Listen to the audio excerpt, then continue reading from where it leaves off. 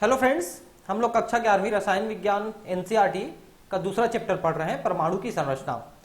इसके पिछले चौथे वीडियो में मैं आपको स्पेक्ट्रम के बारे में पढ़ा चुका हूं और इसमें हम लोग पढ़ रहे थे इसमें हम पढ़ रहे थे विद्युत चुंबकीय विकिरण की कणी प्रकृति। इसको मैं शुरू किया था, थोड़ा सा पढ़ा करके वहां पर मैं बंद कर दिया था, है ना। प्लांक का क्वांटम सिद्धांत। तो इसमें हम लोग ये पढ़ रहे थे कि कोई भी जो विद्युत चुंबकीय तरंग है, जैसे प्रकाश है, ये दृश्य प्रकाश है, इसके अलावा अल्ट्रावायलेट है, एक्सरे है, गामा रे, कॉस्मिक रे, इंफ्रारेड, ये सब जितने भी विद्युत चुंबकीय तरंगे हैं जिनको हम प्रकाश की श्रेणी में ही रख सकते हैं, दृश्य प्रकाश और अदृश्य प्रकाश।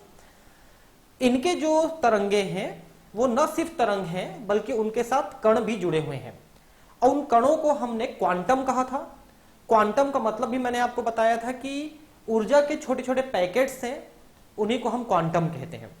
और जो दृश्य प्रकाश में क्वांटम है उसे हम लोगों ने फोटॉन भी कहा था।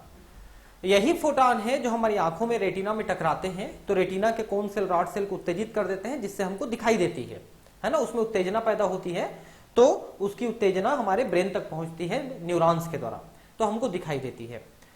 तो मैं क्वांटम सिद्धांत में ही आपको पिछले क्लास में बताना शुरू किया था, तो इसको हम फिर से एक बार थोड़ा सा पढ़ लेते हैं। विवर्तन तथा व्यतिकरण जैसी कुछ प्रायोगिक परिघटनाओं को विद्युत चुंबकीय विकिरण की तरंग प्रकृति द्वारा समझाया जा सकता है। तो विवर्तन मैंने कहा था कि जहां पर शार्प एज है, एकदम किनारा है, तीक्ष्ण किनारा है, वहां पर लाइट जाते हुए ऐसे मुड़ जाती थोड़ी सी, जैसे ये तीक्ष्ण किनारे से लाइट जा रही है तो थोड़ी सी मुड़ जाएगी, है ना, ऐसा। इसको हम कहते हैं डिफ्रेक्शन या विवर्तन। और व्यतिकरण मैंने बताया था कि दो तरंगे ऐसे जा रहे हैं और दोनों तरंगे के स्ट्रिंग और गर्त एक साथ पड़ जाते हैं तो दोनों के प्रभाव जुड़ जाते हैं, है ना, दोनों का प्रभाव जुड़ के बड़ा हो जाएगा।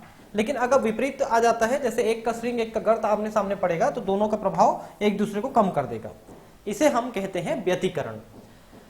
तो डिफ्रेक्शन और इंटरफेरेंस, है ना, विवर्तन और व्यतिकरण, इसको हम तरंग प्रकृति द्वारा समझ सकते हैं। लेकिन कुछ दूसरी घटनाएं हैं जिससे हम तरंग प्रकृति द्वारा नहीं समझ सकते। कुछ प्रेक्षणों को 19वीं शताब्दी के भौतिक विज्ञान, जो पारंपरिक भौतिकी कहलाती है, कि विद्युत चुंबकीय सिद्धांत की सहायता से भी वर्णित नहीं किया जा सकता।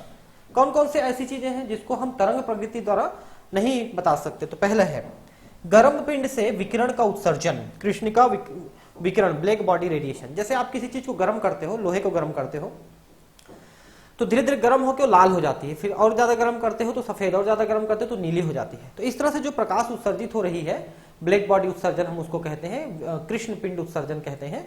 तो वो क्यों होती है, ये तरंग प्रकृति द्वारा नहीं समझाई जा सकती। धातु की सतह से विकिरण के टकराने पर इलेक्ट्रॉनों का निष्कासन, प्रकाश विद्युत प्रभाव, इसके बारे में आज की क्लास में हम थोड़ी चर्चा करेंगे कि जैसे कोई कोई मेटल है, कोई धातु है, उस पर प्रकाश टकराती है तो वहां से इलेक्ट्रॉन निकलता है। अगर आपने सोलर पैनल देखा होगा, सोलर पैनल मतलब जिसमें प्रकाश पड़ता है तो इलेक्ट्रिक बनती है ना, सोलर पैनल सब जगह लगे होते हैं आजकल, तो वो इसी सिद्धांत पे काम करता है कि प्रकाश पड़ता है तो उसमें से इलेक्ट्रॉन निकलते हैं ऊर्जा लेकर के, वही ऊर्जा जो है हमको विद्युत के रूप में मिलती है बाद में, है ना। तो इसका भी हम व्याख्या तरंग प्रकृति द्वारा नहीं कर सकते। ठोसों में तापमान के फलन के रूप में ऊष्माधारिता का परिवर्तन, देखिए मतलब क्या है, अलग अलग ठोसों में अलग अलग तापमान पे कितनी ऊष्माधारिता होगी वो बदल जाती है, ठीक है, मतलब वो कितनी ऊष्मा ले सकती है अलग अलग ठोसों में।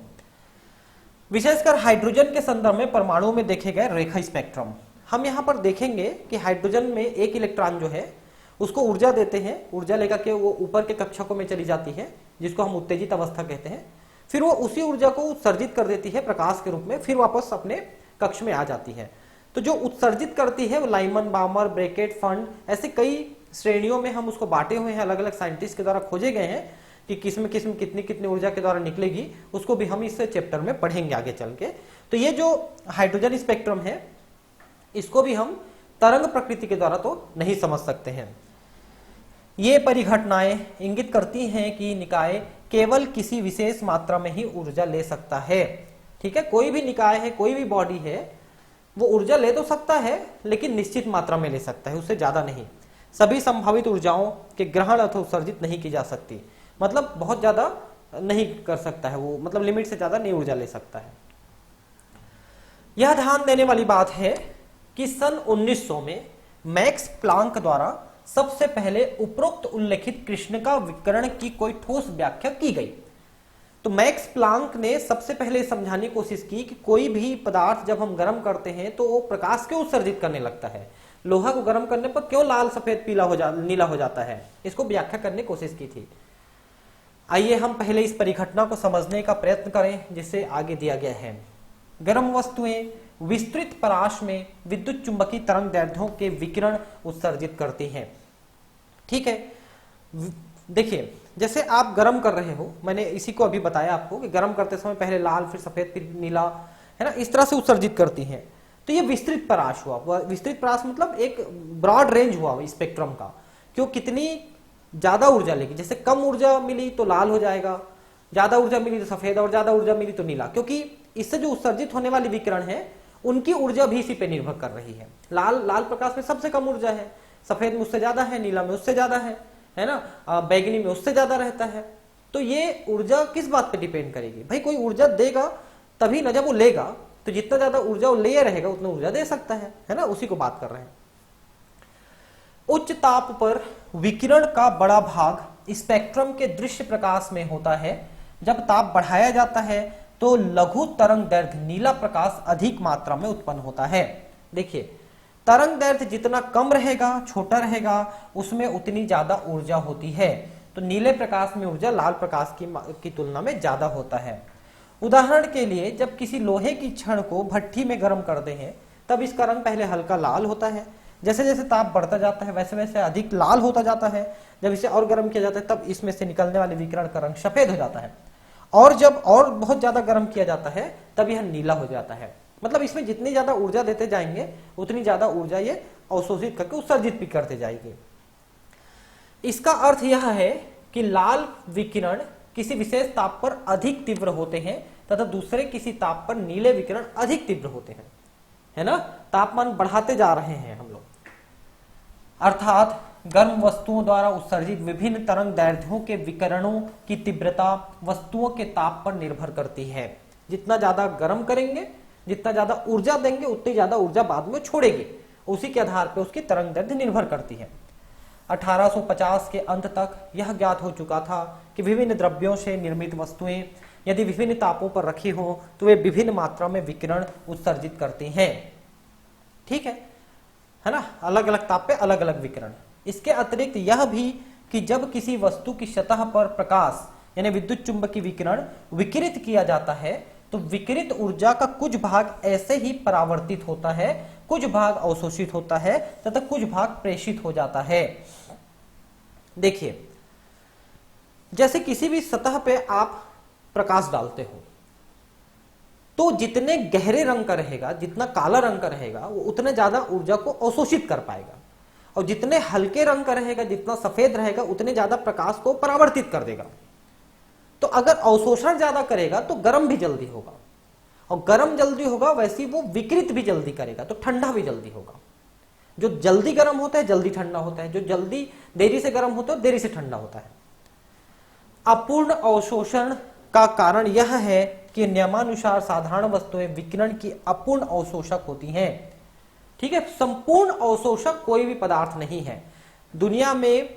सिर्फ एक ब्लैक बॉडी जो होता है, मतलब वो ब्लैक होल जो होता है, इसके बारे में आप सुने होंगे कि जब तारा जो होता है स्टार वो नष्ट होता है तो ब्लैक होल में कन्वर्ट हो जाता है।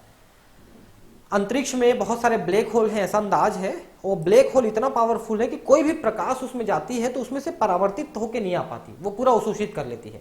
इसलिए कोई भी वस्तु अगर उसके अंदर चली गई तो उसके गुरुत्वाकर्षण इतना ज्यादा होता है कि उससे बाहर नहीं निकल पाएगी, वो इतनी ताकत होती है उसमें।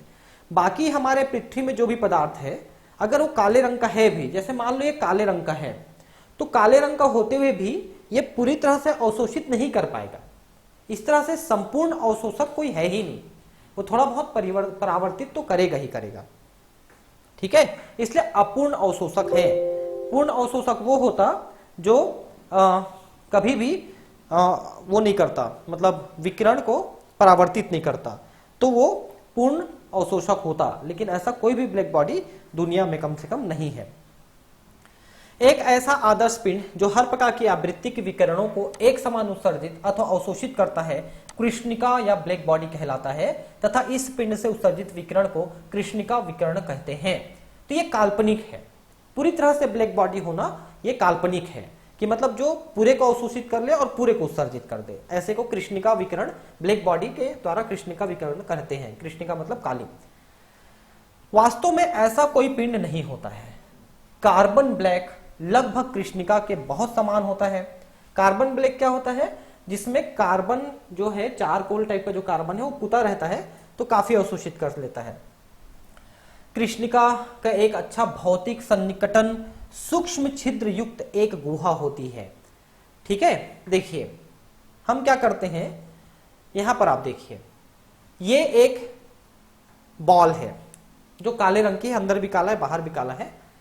इसमें एक छोटा सा हमने छेद किया है, छोटा सा। इसी छेद के माध्यम से हम एक प्रकाश की किरण को इसके अंदर भेजते हैं। तो प्रकाश की किरण भेजने से ज्यादातर तो सीधा जाके यहां अवशोषित हो गया, कुछ परावर्तित होकर यहां गया तो यहां अवशोषित हो गया, फिर यहां से थोड़ा बहुत बचा तो यहां ऐसा करके ये घूमता रहेगा जब तक कि ये पूरी तरह से अवशोषित नहीं हो जाएगा। ठीक है, तो इस तरह से हम एक कंप्लीट ब्लैक बॉडी बना सकते हैं। लेकिन ये भी सिर्फ मतलब कुछ तो ये फिर भी यहां से परावर्तित करेगा ही, क्योंकि जब ये डायरेक्ट यहां से पड़ रहा है तो यहां जा रहा है, उसके बजाय थोड़ा बहुत इधर भी जाएगा तो थोड़ा बहुत तो निकल ही जाएगा इसमें से भी, है ना। तो ये ब्लैक बॉडी है, खोखला गोला है जिसके अंदर सूक्ष्म छिद्र करके उसमें प्रकाश भेजा है, तो अंदर ही अंदर रिफ्लेक्ट होकर के परावर्तित होकर के कहीं ना कहीं अवशोषित करने की कोशिश करेगा। तो ज्यादातर भाग इसका अवशोषित हो जा रहा है, जिसमें एक छिद्र के अलावा अन्य कोई द्वार नहीं होता। गुहा में छिद्र से प्रवेश करने वाली कोई भी विकिरण गुहा की भीतरी दीवारों से परावर्तित होते रहती है और अंत में गुहा की दीवार द्वारा अवशोषित हो जाती है। मैंने कहा ना कि लगभग संपूर्ण अवशोषण इसका हो जाता है। कृष्णिका विकिरणीय ऊर्जा की आदर्श रेडिएटर भी होती है। तो जब वो पर्याप्त ऊर्जा अवशोषित कर लेती है, उसके इलेक्ट्रॉन अब वापस जाने लगते हैं अपनी जगह में, तो जो अवशोषित विकिरण है उसको फिर उत्सर्जित करने लगते हैं। तो जितना अवशोषित किए रहेंगे उसको वापस उत्सर्जित करेंगे ही करेंगे, वो ठंडा होगा ही होगा। ठीक है, इसके रेडिएटर मतलब विकिरण कर सकता है, मतलब रेडिएट कर सकता है, मतलब विकृत कर सकता है, निकाल सकता है। इसके अतिरिक्त कृष्णिका अपने परिवेश के साथ तापीय साम्य में होती है। तापीय साम्य में होने का मतलब क्या है? जैसे कि मान लो ये रूम है, इसका टेम्परेचर मान लो 25 डिग्री सेल्सियस है, तो ये जो कृष्ण पिंडिका है ये 25 डिग्री सेल्सियस में है। जब आप इसको विकिरण दोगे दूसरा और गर्म हो जाएगा ये, तो गर्म होने के बाद जब दोबारा ठंडा होगा तो फिर से 25 डिग्री में आएगा। मतलब ये अपने परिवेश के तापमान के बराबर में रहता है, उसी को साम्य कहते हैं, है ना। 25 डिग्री है तो 25 डिग्री, 50 डिग्री तो 50 डिग्री, 10 डिग्री तो 10 डिग्री। यही कारण है कि ठंड के दिनों में कोई भी चाय कॉफी दूध वगैरह जो आप लेते हो उसको अगर रख देते हो तो बहुत जल्दी ठंडा हो जाता है वो। ठीक है, क्योंकि एक बात और समझ लीजिए कि गर्म से जो विकिरण निकलता है और ठंडा होने की दर है, वो ठंडे होने की दर में भी अंतर आ जाता है। जैसे मान लो ये जो गर्म पिंड है ये 60 डिग्री का है, 60 डिग्री सेल्सियस में है ना, और परिवेश का तापमान मान लो 40 डिग्री है ना, और एक जगह 20 डिग्री है और एक जगह 10 डिग्री है परिवेश का तापमान।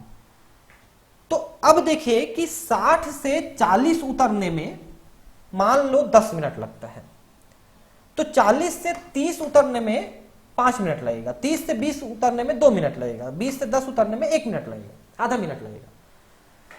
मतलब कि डिफरेंस जितना ज्यादा रहेगा समय उतना कम रहेगा, कम लगेगा ठंडा होने में।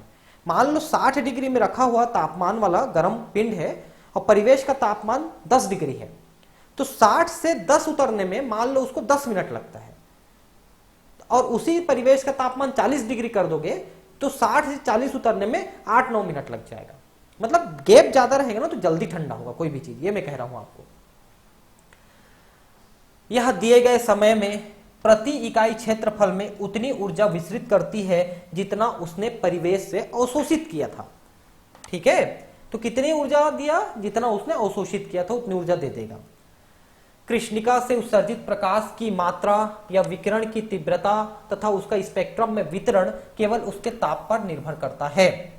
जितना ज्यादा गर्म करोगे उतना ज्यादा विकिरण निकलेगी, उसका आवृत्ति उतनी ज्यादा रहेगी, उसकी आवृत्ति, उसकी तीव्रता उतनी ज्यादा रहेगी जितना ज्यादा गर्म रहेगा। दिए गए तापमान पर उत्सर्जित विकिरण की तीव्रता तरंग दैर्ध्य के बढ़ने के साथ बढ़ती है। किसी एक तरंग दैर्ध्य पर यह अधिकतम होती है, उसके बाद तरंग दैर्ध्य के और बढ़ाने पर वह घटनी शुरू हो जाती है। ठीक है, तो देखिए पहले तो तरंग दैर्ध्य बढ़ाओगे तो तीव्रता बढ़ती है, फिर घटने लगती है, ऐसा जैसा चित्र में दिखाया गया है। ये चित्र आप देखेंगे अभी थोड़ी देर में। ये चित्र है, देखिए तरंग दैर्ध्य आप बढ़ा रहे हो, जो पिंड को दिए हो उस वो जो प्रकाश पिंड को दे रहे हो उस प्रकाश की तरंग दैर्ध्य आपने बढ़ाया। तो तरंग दैर्ध्य बढ़ाने पर शुरू में उसका तापमान तेजी से बढ़ता है, लेकिन और तरंग दैर्ध्य बढ़ाते हो तो फिर तापमान घटने लगता है, मतलब उसकी तीव्रता घटने लगती है। ठीक है, और ये देखिए दूसरा T2 जो है ज्यादा तापमान है T1 से, इसको भी आप देखिए कि शुरू में बढ़ती है फिर घटती है। मतलब अलग अलग तापमान पे आप तरंग दैर्ध्य अलग अलग दे रहे हो, है ना। तापमान ज्यादा रखते हैं तो तरंग दैर्ध्य भी ज्यादा देने से तीव्रता बढ़ती है। तीव्रता है ना, ध्यान रखेंगे तीव्रता है ना। तीव्रता ज्यादा तेजी से बढ़ रही फिर घट रही, तीव्रता बढ़ रही फिर घट रही, अलग अलग तापमान पे अलग अलग तीव्रता है। मतलब पिंड को ज्यादा तापमान में रखोगे तो ज्यादा तीव्रता देगी, कम तापमान में रखोगे तो कम तीव्रता देगी, इसका ये मतलब है।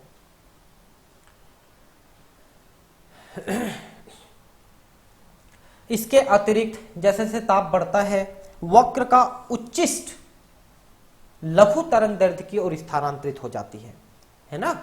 तो तापमान बढ़ाने पर जो ये ग्राफ है ये लघु तरंग दैर्ध्य मतलब कम तरंग दैर्ध्य में ज्यादा ऊंचाई तक पहुंचेगी। ठीक है, विकिरण की तीव्रता का पूर्वानुमान लगाने के लिए विकिरण की तीव्रता को तरंग दैर्ध्य के फलन के रूप में प्रस्तुत करने के अनेक प्रयास हुए हैं। देखिए मतलब यह है कि तीव्रता कितनी रहेगी और उसका तरंग दैर्ध्य के साथ क्या संबंध रहेगा। तरंग दैर्ध्य बढ़ाने पर तीव्रता बढ़ेगी कि घटेगी, क्या हुआ, इनको रिलेट करने के लिए, इनका संबंध निकालने के लिए कई प्रयास किए गए हैं, ऐसा लिख रहा है। प्रकाश के तरंग सिद्धांत के आधार पर उपरोक्त परिणामों की संतोषजनक व्याख्या नहीं की जा सकी। देखिए जो कृष्ण पिंडिका है उसके द्वारा उत्सर्जित विकिरण कैसी होगी, क्या होगी, ये तरंग प्रकृति के द्वारा नहीं समझाई जा सकी। इसको हम कण प्रकृति क्वांटम सिद्धांत के द्वारा समझाएंगे। मैक्स प्लांक ने इस मान्यता के आधार पर संतोषजनक परिणाम प्राप्त किया कि विकिरण का अवशोषण और उत्सर्जन दोलित्रों कृष्णिका की दीवारों के परमाणु से उत्पन्न होती है। ठीक है, क्या कि विकिरण का अवशोषण उत्सर्जन कृष्णिका की दीवारों के परमाणु से उत्पन्न होती है। दोलित्र क्या है, परमाणु। परमाणु दोलन कर रहे हैं, परमाणु के इलेक्ट्रॉन दोलन करते हैं। असल में परमाणु भी हिलते हैं, परमाणु भी दोलन करते हैं, इलेक्ट्रॉन घूम रहे हैं।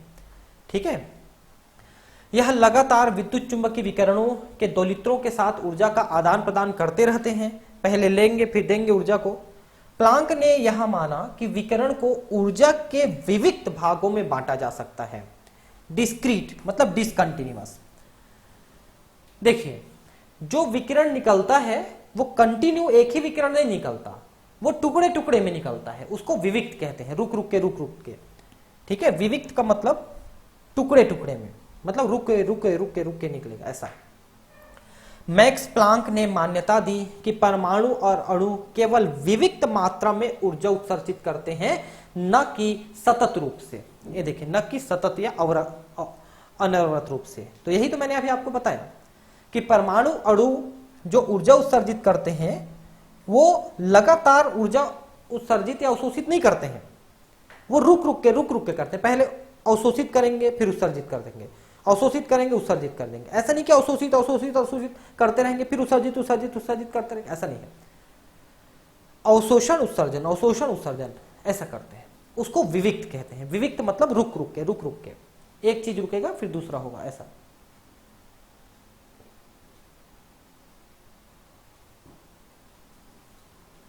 विद्युत चुंबकीय विकिरण के रूप में ऊर्जा की जिस न्यूनतम मात्रा का उत्सर्जन या अवशोषण होता है उसे प्लांक द्वारा क्वांटम नाम दिया गया।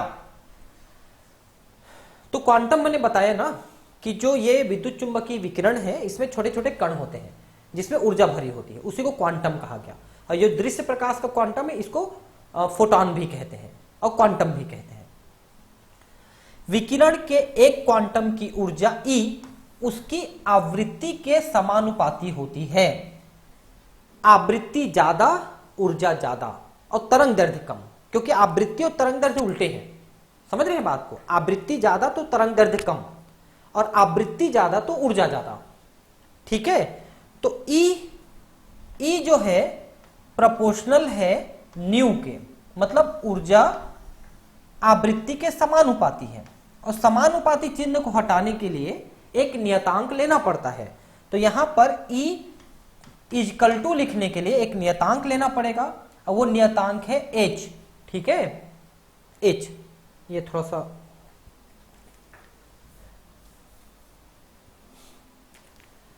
H न्यू लिखते हैं। ठीक है, ये लिखा हुआ है, देखिए।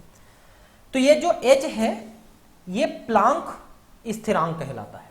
इसका वैल्यू भी अभी बता रहा हूं मैं आपको, पहले इतना समझ लीजिए कि ऊर्जा किसी भी फोटॉन की, किसी भी क्वांटम की ऊर्जा उसकी आवृत्ति के समानुपाती है। आवृत्ति बढ़ेगी तो ऊर्जा बढ़ेगी। ठीक है, और नियतांक रखते हैं अपन समानुपाती के जगह में, तो H रखते हैं। ठीक है, ये देखिए, इसको तो बता चुका हूं मैं आपको। ये देखिए H यहां पर जैसा मैंने कहा प्लांक स्थिरांक कहलाता है, और इसकी वैल्यू, स्थिरांक की एक निश्चित वैल्यू होती है, पता है ना आपको, एक निश्चित मान होता है, नियतांक, नियत अंक होता है वो। तो उसका मान है 6.626 10 से घात -34, 6.626 10 to the power -34 जूल पर सेकंड। ये जूल पर सेकंड होता है, ध्यान रखेंगे।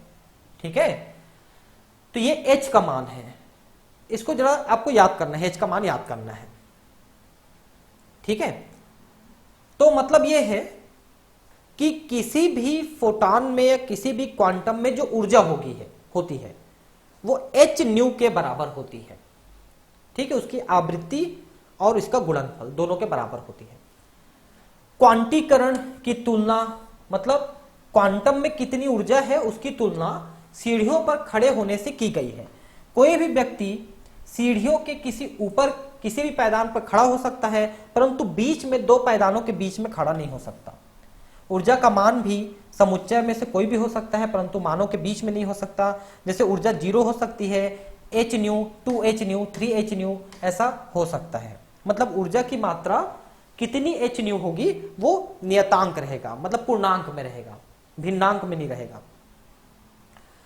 इस सिद्धांत के अनुसार प्लांक कृष्णिका से विभिन्न तापों पर उत्सर्जित विकिरण के तीव्रता वितरण की आवृत्ति अथवा तरंग दैर्ध्य के फलन के रूप में व्याख्या कर सके। तो अब प्लांक ने क्या किया, अब तरंग और कण के बीच में संबंध बता दिया कि तरंग में जो तरंग दैर्ध्य है, जो आवृत्ति है, उसी से संबंध है उन कणों की और उन कणों के में जो ऊर्जा है उनमें। क्योंकि आपने H न्यू लिख दिया, न्यू का मतलब आवृत्ति, आवृत्ति का तरंग दैर्ध्य से भी संबंध है, आवृत्ति बराबर 1/, तरंग दैर्ध्य। तो आप तरंग दैर्ध्य कहिए, आवृत्ति कहिए, ये तरंग की जो गुण है। ठीक है, तो जब तरंग का गुण आपने लिया और उसी गुण से आपने क्वांटम की ऊर्जा निकाल दिया, तो कण और तरंग में एक संबंध स्थापित हो गया। यही जो है प्लैंक ने किया। मैक्स प्लांक कौन थे? 1858-1947 भारत की आजादी के वर्ष ये चले गए, बड़े वैज्ञानिक।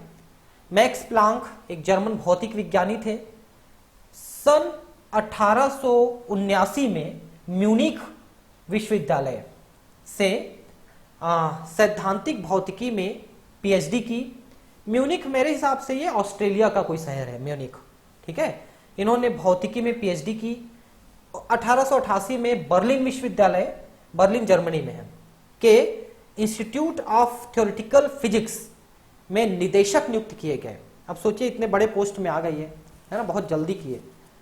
7 सालों में ही ये इतने बड़े पोस्ट में आ गए पीएचडी करने के बाद। उनके द्वारा दिए गए क्वांटम सिद्धांत के लिए 1918 में उनको भौतिकी का नोबेल पुरस्कार से सम्मानित किया गया। उन्होंने उष्मागतिकी, है ना, भौतिकी के अन्य क्षेत्रों में भी महत्वपूर्ण योगदान दिया, काफी काम किया था इन्होंने। मैक्स प्लांक इमोर्टल पर्सन है भौतिकी में। ठीक है, तो इस तरह से प्लांक का क्वांटम सिद्धांत है, इसको हमने पढ़ा और समझने की कोशिश किया। ठीक है। अब है प्रकाश विद्युत प्रभाव। अभी आपने शुरू में जब इसमें पढ़ा इलेक्ट्रॉन की प्रोटॉन की खोज कैसे हुई, तो उसमें आपने ये देखा था कि विद्युत प्रवाहित करने पर इलेक्ट्रॉन निकला था।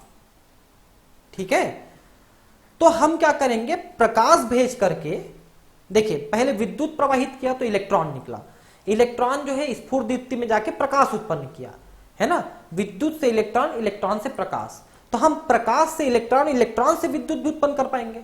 मतलब ये आपने विद्युत भेजा, यहां से इलेक्ट्रॉन निकला, इलेक्ट्रॉन से प्रकाश निकला, क्योंकि जिंक सल्फाइड में टकरा के प्रकाश निकला था, आपको याद होगा। तो हम अगर यहां पर प्रकाश डालें, इससे इलेक्ट्रॉन निकालें, इलेक्ट्रॉन से हम विद्युत निकालें, ऐसी उल्टी दिशा में भी तो चल सकती है। क्योंकि ध्यान रखेंगे ज्यादातर चीजें जो नेचर है उसमें ज्यादातर चीजें उत्क्रमणी हो सकती हैं। केवल सूर्य की ऊर्जा अनुक्रमणी है, सूर्य से आती है ऊर्जा वापस सूर्य में नहीं जाती। बाकी जो चीजें हैं वो उत्क्रमणी प्रक्रिया दिखा सकते हैं। तो यहां पर भी हम बात करेंगे इसको कि हम किसी मेटल में, जैसे मेटल है, कोई धातु है, इसमें हम प्रकाश भेजे तो इसमें से इलेक्ट्रॉन निकला। अब इलेक्ट्रॉन में जो ऊर्जा है वही हमको विद्युत के रूप में मिल जाएंगे। इसी तरह से हम प्रकाश का जो ये जो पैनल होता है, सोलर पैनल, जिससे प्रकाश पड़ता है तो विद्युत निकलती है, उससे आप घर के लाइट वाइट जला सकते हो, इन्वर्टर चार्ज कर सकते हो, बैटरी चार्ज कर सकते हो, वैसा वाला। ये उसी सिद्धांत पे बात कर रहा है। ठीक है, तो ये देखिए यहां पर एक चित्र देखिए, ये चित्र देखिए, इसमें क्या किए, इसमें हमने एक जो है पायरेक्स ग्लास का बना हुआ एक ट्यूब लिया, इसके अंदर हमने निर्वात रख दिया, बहुत मतलब नहीं के मतलब निर्वात ही था, इसमें कोई वो नहीं था, हवा नहीं थी।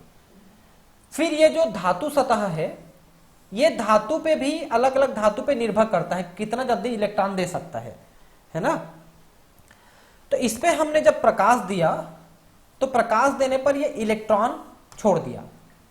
ठीक है, और ये इलेक्ट्रॉन जब ये इलेक्ट्रोड में पड़ा तो इलेक्ट्रोड से विद्युत उत्पन्न हो गया, ये विद्युत धारा उत्पन्न हो गई और विद्युत धारा चलने लगी।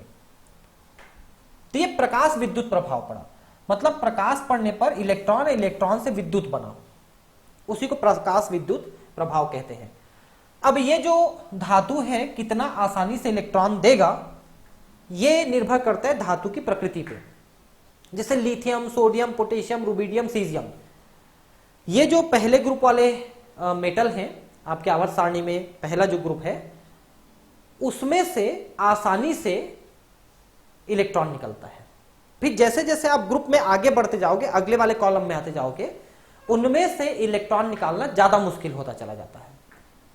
ठीक है, उसके पीछे बहुत सारे कारण हैं, हम कभी इसमें जब बात करेंगे आगे चल के आवर्त सारणी में, तो इन चीजों को मैं आपको बताऊंगा कि इसमें से इलेक्ट्रॉन आसानी से क्यों निकलता है, इसमें से मुश्किल से क्यों निकलता है।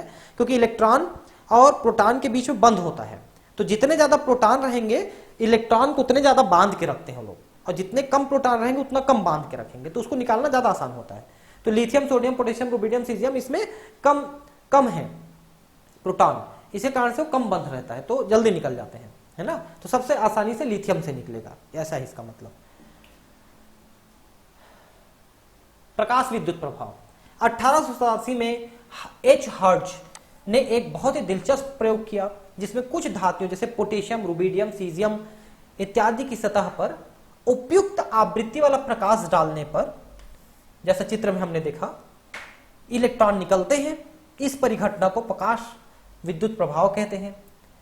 इस प्रयोग से प्राप्त परिणाम इस प्रकार हैं।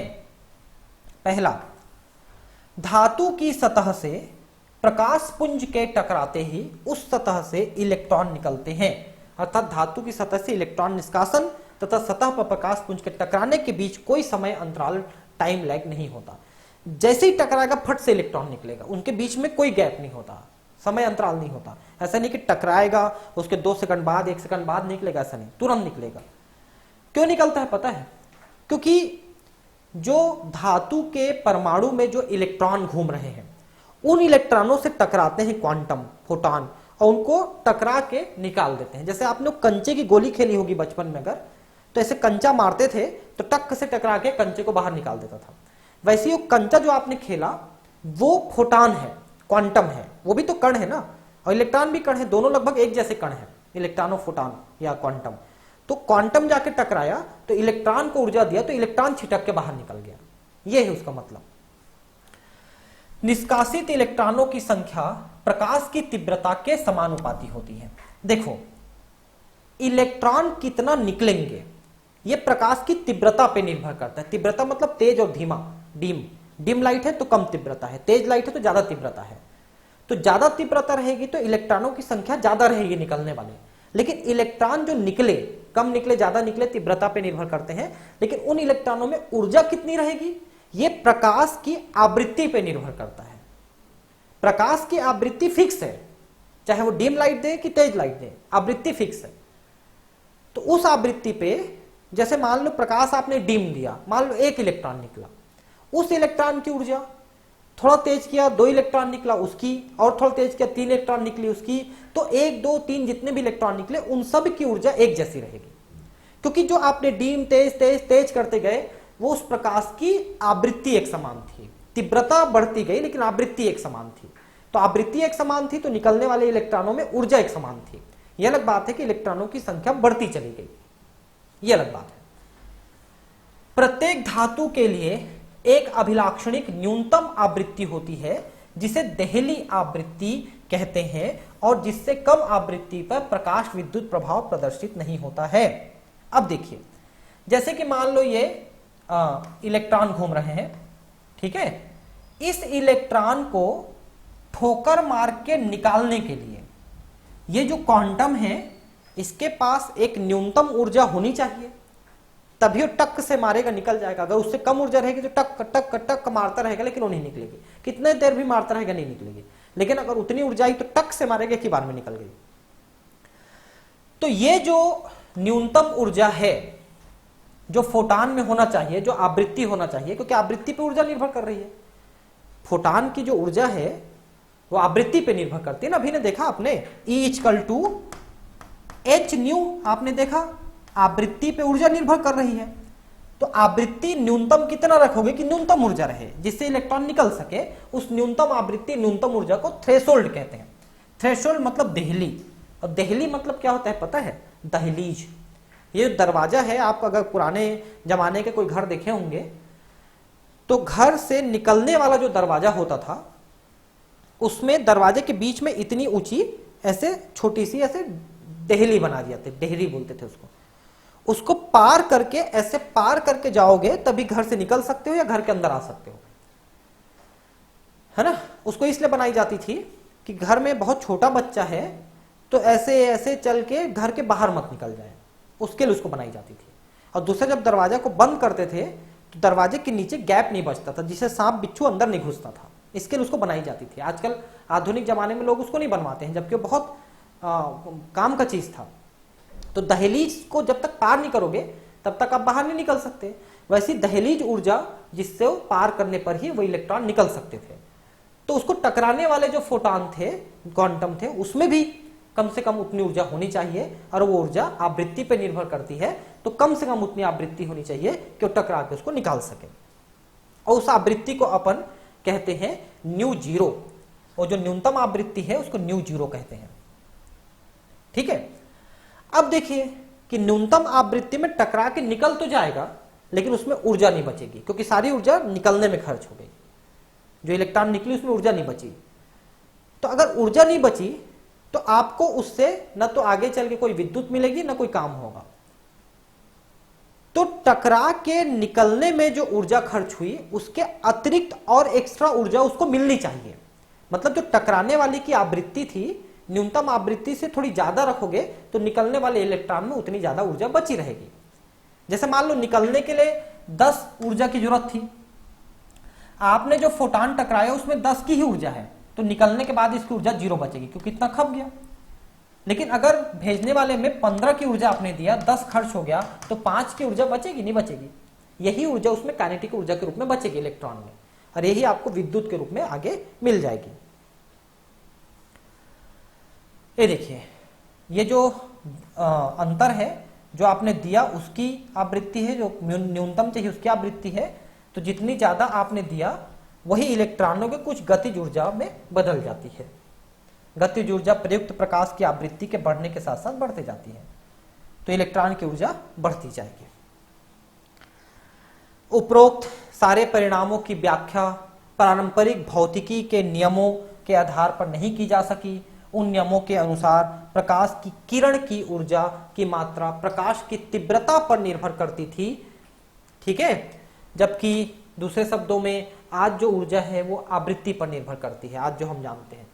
दूसरे शब्दों में निष्कासित इलेक्ट्रॉनों की संख्या और उनसे संबंधित गतिज ऊर्जा की व्याख्या प्रकाश की तीव्रता से की जा सकती थी, ठीक है। प्रकाश की तीव्रता ज्यादा तो ज्यादा इलेक्ट्रॉन, आवृत्ति ज्यादा तो ज्यादा ऊर्जा। यद्यपि ऐसा देखा गया है कि निष्कासित इलेक्ट्रॉनों की संख्या प्रकाश की तीव्रता पर तो निर्भर करती है, लेकिन इलेक्ट्रॉनों की गतिज ऊर्जा तीव्रता पर निर्भर नहीं करती है और वो उसके आवृत्ति पर निर्भर करती है। यही तो हम बोल रहे हैं शुरू से। उदाहरण के लिए पोटेशियम के टुकड़े पर यदि किसी भी तीव्रता का लाल रंग का प्रकाश अगर डाला जाए, कई घंटे तक डाला जाए, तो भी कोई भी इलेक्ट्रॉन निष्कासित नहीं होती है, क्योंकि लाल प्रकाश के क्वांटम में जो आवृत्ति है, इस आवृत्ति में उतनी ऊर्जा नहीं है कि इलेक्ट्रॉनों को ठोक के निकाल सके। तो आप कितना देर तक भी ठोकते रहें, कई घंटे तक ठोकते रहें, तब भी इलेक्ट्रॉन नहीं निकलेगा, क्योंकि उतनी ऊर्जा दे नहीं पा रहा है। लेकिन जैसे ही पीले रंग का कम तीव्रता का प्रकाश भी अगर देते हैं, ये देखिए आवृत्ति बढ़ा दिया हमने, पहले 4.3 से 4.6 की आवृत्ति दिया था, अब आवृत्ति बढ़ा के 5.2 कर दिया आपने। तो जब आवृत्ति बढ़ाया तो इसी पोटेशियम पे आवृत्ति बढ़ा के जब प्रकाश को डीम लाइट को भी डाला गया, तब भी उसमें इलेक्ट्रॉन निकला और प्रकाश विद्युत प्रभाव दिखाई दिया। मतलब ये कहते हैं कि कम आवृत्ति वाला लाल प्रकाश ज्यादा तेज प्रकाश ज्यादा देर तक दिया, तब भी इलेक्ट्रॉन नहीं निकला, जबकि ज्यादा आवृत्ति वाला पीला प्रकाश डीम लाइट दिया, कम समय के लिए दिया, तब भी इलेक्ट्रॉन निकल गया। तो इसलिए दहलीज आवृत्ति जो इसका था वो 5.5 था और आपने 5.2 दिया, मतलब ज्यादा दिया। न्यूनतम आवश्यकता 5 की थी, 5 से कम दिया नहीं निकला, 5 से थोड़ा ज्यादा दिया निकल गया। आवृत्ति आपको इतनी आवश्यकता थी देने की। विद्युत चुंबकीय विकिरण के प्लांक के क्वांटम सिद्धांत का उपयोग करते हुए आइंस्टाइन प्रकाश विद्युत प्रभाव को समझाने में सफल हुए। अब आइंस्टाइन जो न्यूटन के बाद दूसरे ऐसे साइंटिस्ट हैं जिनके बिना फिजिक्स जीरो हो जाएगा, ठीक है, उन्होंने इसकी व्याख्या की। और क्या व्याख्या की? वही जो मैंने अभी बताया कि इलेक्ट्रॉन घूम रहे हैं, उनमें जब टक्कर मारे तो वो निकल गए, ठीक है, वही इन्होंने व्याख्या की। अभी बताता हूं। धातु की सतह पर प्रकाश पुंज के टकराने को कणों या फोटानों के पुंज का टकराना समझा जा सकता है। अभी बताया ना मैं कि प्रकाश टकराया मतलब फोटान या क्वांटम टकराया इलेक्ट्रॉन से। जब कोई पर्याप्त ऊर्जा वाला फोटान धातु के परमाणु के इलेक्ट्रॉनों से टकराता है तो वह इलेक्ट्रॉन को परमाणु से तुरंत बाहर निकाल देता है। जैसा आपने कंचा खेल के टक से मारा, वो निकल गया। फोटान की ऊर्जा जितनी अधिक होगी उतनी ही ऊर्जा वह इलेक्ट्रॉन को दे पाएगा और निष्कासित इलेक्ट्रॉन की गतिज ऊर्जा उतनी ही अधिक हो पाएगी। जैसे 10 की आवश्यकता थी, आपने 12 दिया तो 10 तो खप गया, 2 बचा, वो 2 उसमें ऊर्जा रहेगी, गतिज ऊर्जा। दूसरे शब्दों में निष्कासित इलेक्ट्रॉन की गतिज ऊर्जा विद्युत चुंबकीय विकिरण की आवृत्ति के समानुपाती होगी। ठीक बात है, आवृत्ति जितनी ज्यादा ऊर्जा उतनी ज्यादा, तो इलेक्ट्रॉनों में भी उतनी ज्यादा गतिज ऊर्जा। चूंकि टकराने वाले फोटॉन की ऊर्जा h न्यू है और इलेक्ट्रॉन को निष्कासित करने के लिए आवश्यक न्यूनतम ऊर्जा h न्यू 0 है। देखिए आवश्यकता इतने की है, कम से कम इतने में हमको निकाल सकते हैं उसको, और दिया आपने इतना, तो बचा कितना? आवश्यकता थी 10 की, आपने दिया 12 तो बचा 2। तो देखिए देखिए कार्यफलन W0 क्या है? वो आवश्यक ऊर्जा है जिसको देने से इलेक्ट्रॉन निकलेगा, इसको कार्यफलन कहते हैं, ठीक है। तो ऊर्जा का अंतर कितना होगा? मतलब इलेक्ट्रॉन में अब कितनी ऊर्जा बची? तो जितना दिया, जितना खपा, उतना अंतर, h new minus h new 0, ये बचा। फोटो इलेक्ट्रॉनों की गतिज ऊर्जा में स्थानांतरित हो जाती है। ऊर्जा के संरक्षण के नियम का अनुसरण करते हुए निष्कासित इलेक्ट्रॉन की गतिज ऊर्जा समीकरण द्वारा दे सकते हो। ये गतिज ऊर्जा कितनी बची, तो आपने एच न्यू जितनी जरूरत थी plus half M E V square, ठीक है, जहां एम ई इलेक्ट्रॉन का द्रव्यमान है और v इसका वेग है। ये v है ना, न्यू नहीं है, ध्यान रखना। ये न्यू था, ये इसको टाइपिंग में न्यू नहीं छाप पाया, एक्चुअली इसको ऐसा करते हैं न्यू को, ठीक है, लेकिन ये v है, ये v है।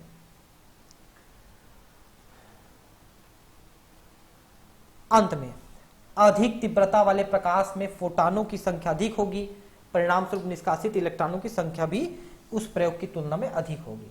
प्रकाश को धीमा और तेज करोगे ना तो इलेक्ट्रॉनों की संख्या बढ़ेगी, ठीक है, ध्यान रखेंगे, लेकिन आवृत्ति फिक्स है तो ऊर्जा सभी इलेक्ट्रॉनों फिक्स है। कम तीव्रता के प्रकाश का उपयोग किया गया है, उसकी तुलना में ज्यादा इलेक्ट्रॉन निकलेंगे, ठीक है। अल्बर्ट आइंस्टाइन के बारे में थोड़ा बता देता हूं। 1879 1955 जर्मनी में पैदा हुए थे अमेरिकी भौतिक वैज्ञानिक अल्बर्ट आइंस्टाइन, अमेरिका में काम किए और न्यूटन के बाद ये दूसरे सबसे महान भौतिक विज्ञानी हैं।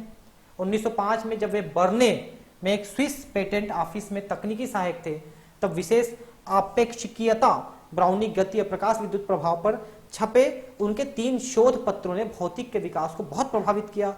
सन 1921 में प्रकाश विद्युत प्रभाव की व्याख्या के लिए नोबेल पुरस्कार दिया गया। नोबेल पुरस्कार आप आइंस्टाइन को नहीं मिलेगा तो किसको मिलेगा, अमेरिकन को जल्दी मिल जाता है ना, ठीक है। विद्युत चुंबकीय विकिरण का द्वैत व्यवहार ये हम नेक्स्ट क्लास में पढ़ते हैं दोस्तों, ठीक है। मिलते हैं फिर अगले क्लास में और इसको आगे बढ़ाएंगे, ठीक है। Thank you, bye.